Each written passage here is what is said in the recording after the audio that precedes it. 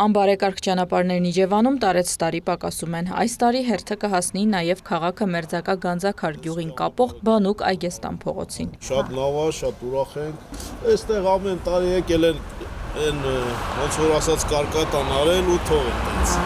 Ու այսօր տեսնում եք ինչ վիճակ է։ Ճանապարհների հիմնանորոգումը Իջևան խոշորացված համայնքում ինչպես նախորդ, այնպես էլ այս տարի սուբվենցիոն ծրագրերում առաջատարն է։ 2023-ին ընդհանուր առմամբ ասֆալտապատվել է մոտ 26,000 քառակուսի մետր ճանապարհ։ Քանի որ Իջևան համայնքում կան չվերանորոգված փողոցներ, 2024 թվականի սուբվենցիոն ծրագրերում նախատեսել ենք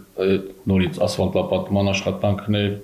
սալիկապատման աշխատանքներ տուֆքարով։ Իսկ 2023-ին նախատեսված ճանապարհների տուֆապատման աշխատանքները կիրականացվեն այս տարի։ 2024-ի սուբվենցիոն ծրագրերի փաթեթը ներառում է նաև բազմաբնակարան շենքերի տանիքների նորոգում եւ ոչ միայն։ Ունենք 7 շենք, որից 6 բազմաբնակարան շենքեր Իջևան համայնքում են, 1 շենք Կայանավան բնակավայրում։ Այս տարի նախատեսել ենք նաև 7 բազմաբնակարան շենքի էներգոարդյունավետ արդիականացման ծրագիր իրականացնենք, նաև համայնքապետանի ենթակա կառույցների վերանորոգման աշխատանքներ, Այգեհովիտ բնակավայրի վարչական շենքի վերանորոգում, համայնքապետանին կից կառույցի վերանորոգում, երիտասարդական 61 շենքի վերանորոգման աշխատանքները։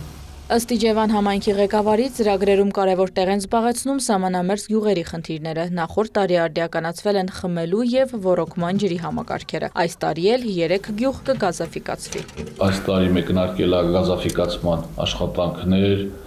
Բերքաբեր, Կիրանց աճարկույտ գյուղական բնակավայրերում։ Ընդհանուր առմամբ պետք է կառուցվի 15 կիլոմետր գազատար։ Բնակիչներն անհամբեր սպասում են, որ կապույր վառելիքն իրենց գյուղ էլ մտնի։ Իրնամ Կրչյան, Գայանե Թամամյան, Վահե Թամամյան, լուրեր։